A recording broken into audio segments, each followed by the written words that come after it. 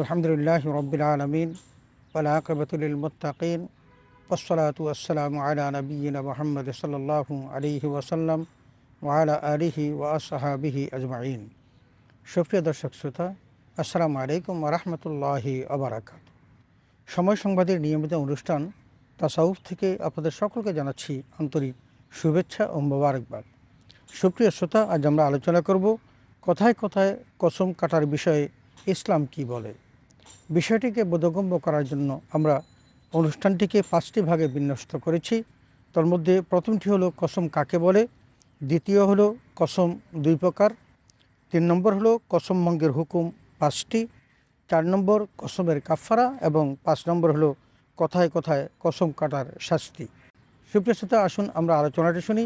আল্লাহ তাআলা আমাদের সকলকে বিষয়টি বুঝার এবং তদনুযায়ী আমল করার তৌফিক দান করুন, আমিন। আল্লাহ তাআলার নাম কিংবা সিফাত উল্লেখ করে শপথকৃত বিষয়টির প্রতি গুরুত্বারোপ করাকেই কসম বলে। কসম মুখের কাজ, শুধু মনের কাজ নয়। তাই কেউ কিছু কোনো ইচ্ছে করে মুখে উচ্চারণ করার আগ পর্যন্ত কসম সংগঠিত হবে না, যতক্ষণ পর্যন্ত না সে অন্তর দ্বারা সেটাকে বাস্তবায়ন করবে। শপথ করা যায়, তবে কথায় কথায় শপথ করা মাকরুহ। পবিত্র কোরআনে আল্লাহ জাল্লা শাআনুহু ইরশাদ করেছেন, ওয়ালা তুতি কুল্লা হাল্লাফিম মাহিন, এবং অনুসরণ করো না তার যে কথায় কথায় শপথ করে যে লাঞ্ছিত। সূরা কলম আয়াত 10। শপথ 2 প্রকার। এক, আল্লাহ তাআলার কোনো সৃষ্টি নিয়ে শপথ করা, যেমন কাবা শরীফ নিয়ে শপথ করা, নবী ওলিদের নিয়ে শপথ করা, জীবন নিয়ে শপথ করা, আউলিয়া কেরামকে নিয়ে শপথ করা এবং আমানত নিয়ে শপথ করা ইত্যাদি। এ প্রকার শপথ হারাম এবং শিরক। আল্লাহ জাল্লা শাআনুহু নিজেও যেরকম নিষেধ করেছেন, রাসূল আকরাম সাল্লাল্লাহু আলাইহি ওয়াসাল্লাম সুস্পষ্ট ভাষায় এই জাতীয় কসম করতে নিষেধ করেছেন। যেমন নবী সাল্লাল্লাহু আলাইহি ওয়াসাল্লাম বলেছেন, শুনে রাখো, আল্লাহ তাআলা তোমাদেরকে বাপ দাদার নামে শপথ করতে নিষেধ করেছেন। তোমাদের কেউ শপথ করলে আল্লাহর নামেই করবে অথবা নীরবতা অবলম্বন করবে। সহিহ বুখারী হাদিস 6155। 2, আল্লাহ তাআলার নাম ও সিফাতের শপথ করা। এটিকে আবার 4টি ভাগে বিন্যস্ত করা হয়েছে, বা এটি 4 প্রকার। 1, শপথের ইচ্ছা ব্যতীত এমনিতেই লা ওয়াল্লাহি, না আল্লাহর কসম, বালা উল্লাহি, হা আল্লাহর কসম, এই জাতীয় মুখে উচ্চারণ করা। এই প্রকারের কসম নিরর্থক। পবিত্র কোরআনে আল্লাহ তাআলা এ সম্পর্কে ইরশাদ করেছেন, লা ইউআখিযুকুমুল্লাহু বিল্লাগওয়ি ফি আইমানিকুম ওয়ালাকিন ইউআখিযুকুম বিমা আকাদতুমুল আইমান। অর্থাৎ আল্লাহ তাআলা কসমের ক্ষেত্রে নিরর্থক কসমের জন্য তোমাদের পাকড়াও করবেন না, কিন্তু তিনি তোমাদেরকে ওই কসমসমূহের জন্য পাকড়াও করবেন যেগুলিকে তোমরা দৃঢ়ভাবে বলে থাকো বা দৃঢ়ভাবে উচ্চারণ করে থাকো। সূরা মায়েদা আয়াত 89। 2 নম্বর, অতীতকালীন কোনো বিষয়ের ব্যাপারে সত্য মনে করে কসম করা, পরে দেখা গেল বিষয়টি উল্টো, এটি নিরর্থক।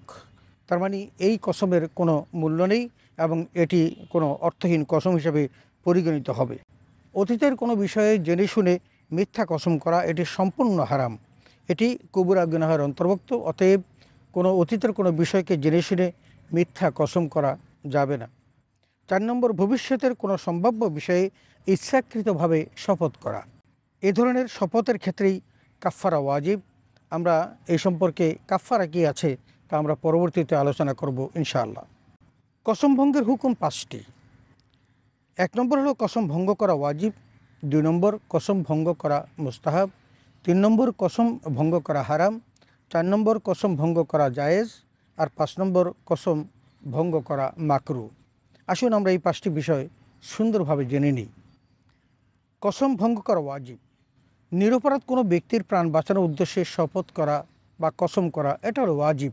কারণ এখানে মানব কল্যাণ সাধিত হয়। কারণ একজন নিরপরাধ ব্যক্তিকে বাঁচাতে গিয়ে তিনি যদি শপথ করেন, কসম করেন, তাহলে এটা ওয়াজিব। 2 নম্বর কসম ভঙ্গ করা মুস্তাহাব। 2 মুসলমানকে মিলানোর জন্য, কারণ তাদের মধ্যে বিভেদ সৃষ্টি হয়েছে এবং তাদের পরস্পরকে মিলিয়ে দেওয়া, এটা হলো ইমানি দায়িত্ব। অথবা কোনো মুসলমানকে ক্ষতি থেকে বাঁচানোর উদ্দেশ্যে শপথ করা, এই শপথ মুস্তাহাব। কসম ভঙ্গ করা হারাম। মিথ্যা কথার কসম অথবা গুনাহে লিপ্ত হওয়ার কসম অথবা কোনো ওয়াজিব ছেড়ে দেওয়ার শপথ করা হারাম। কারণ কোনো কল্যাণকর কাজের, কোনো বৈধ কাজের করবে না বলে শপথ করা, এটা একেবারে হারাম। এটা আল্লাহ কখনো সহ্য করতে পারেন না। 4 নম্বর, কসম ভঙ্গ করা জায়েজ। কোনো বৈধ জিনিস করা বা ছাড়ার ব্যাপারে শপথ করা জায়েজ আছে। নিজের বৈধ অধিকার হাসিলের জন্য শপথ করাও জায়েজ আছে। কেউ যদি নিজের বৈধ অধিকার আদায় করার জন্য শপথ করে যে আমি আল্লাহর কসম দিয়ে বলছি আমি এটা না পাওয়া পর্যন্ত আমি ক্ষান্ত হব না, আমি অমুককে শাস্তি না দেওয়া পর্যন্ত, কারণ সে আমার সম্পদ হানি করেছে, তাহলে এই জাতীয় কসম করা জায়েজ আছে। 5 নম্বর, কসম ভঙ্গ করা মাকরুহ। কোনো মাকরুহ কাজ করা বা কোনো মুস্তাহাব কাজ না করার শপথ করা, এটা মাকরুহ। কারণ সে কোনো মাকরুহ কাজ করবে এই জাতীয় শপথ করা, অথবা কোনো মুস্তাহাব কাজ সে ছেড়ে দিবে এই জাতীয় শপথ করা, এগুলো কখনোই হতে পারে না। সুতরাং এটা মাকরুহ, এটা হারামের কাছাকাছি, সুতরাং সেটা করা জায়েজ হবে না। কসমের কাফফারা।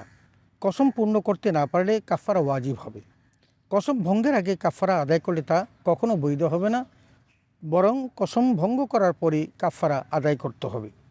কসমের কাফফারা সম্পর্কে পবিত্র কোরআনে আল্লাহ জাল্লা শাহরুহু ইরশাদ করেছেন, ফাকাফফারাতুহু ইতআমু আশারাতা মাসাকিন মিন আওসাতি মা তুতঈমুনা আহলিকুম আও কিসওয়াতুহুম আও তাহরিরু রাকাবা ফামান লাম ইয়াজিদ ফাসিয়ামু সালাসাতা আইয়ামিন যালিকা কাফফারাতু আইমানিকুম ইযা হালাফতুম। আল্লাহ তাআলা বলেছেন, কসম ভেঙে ফেলার কাফফারা এই যে 10 জন মিসকিনকে এমন মধ্যম মানের খাদ্য প্রদান করবে যা তোমরা স্বীয় পরিবারকে খেতে দিয়ে থাকো, অথবা তাদেরকে কাপড় পরাও, অথবা একজন কৃতদাস মুক্ত করে দিবে। আর যে ব্যক্তি এর সামর্থ্য রাখে না সে 3 দিন রোজা রাখবে। এ হচ্ছে তোমাদের কসমের কাফফারা যখন শপথ করে তা ভেঙে ফেলো। সূরা মায়েদা আয়াত 89। আমরা এই আয়াতে কারিমা থেকে স্পষ্ট হলাম যে কেউ যদি কসম করার পর কসম ভঙ্গ করে তাহলে তাকে কাফফারা দিতে হবে। আর সেই কাফফারাটা হলো 10 জন মিসকিনকে এমন খাদ্য খাওয়ানো যে খাদ্য তারা নিজেরা নিজের পরিবারের মধ্যে পরিবেশন করে থাকেন, অথবা 10 জন মানুষকে কাপড় পরানোর ব্যবস্থা করা, অথবা একজন কৃতদাসকে মুক্ত করা। আমাদের দেশে এখন কৃতদাস প্রথা নেই, সুতরাং এটা সম্ভব নয়। আল্লাহ তাআলা শাহরুহ বলেছেন যদি কেউ এই 3টি কোনটা সামর্থ্য না রাখে তাহলে তিনি 3 দিন রোজা রাখবেন। এটা হচ্ছে কসমের কাফফারা। যদি কেউ কসম ভঙ্গ করে তাহলে আল্লাহ বলেছেন এভাবে কাফফারা প্রদান করার জন্য। কথায় কথায় কসম কাটার শাস্তি। যে ব্যক্তি কথায় কথায় কসম কাটবে সে লাঞ্ছিত, এবং তার অনুগত্য না করার জন্য আল্লাহ জাল্লা শানুহু রাসূল আকরাম সাল্লাল্লাহু আলাইহি ওয়াসাল্লামকে সুস্পষ্ট জানিয়ে দিয়েছেন। যেমনটি পবিত্র কোরআনের সূরা কলমের 10 নম্বর আয়াতে আল্লাহ তাআলা বলেছেন, ওয়ালা তুতি কুল্লা হাল্লাফিন মাহিন, অর্থাৎ যে অধিক শপথ করে সে লাঞ্ছিত, আপনি তার অনুগত্য করবেন না। সূরা কলম আয়াত 10।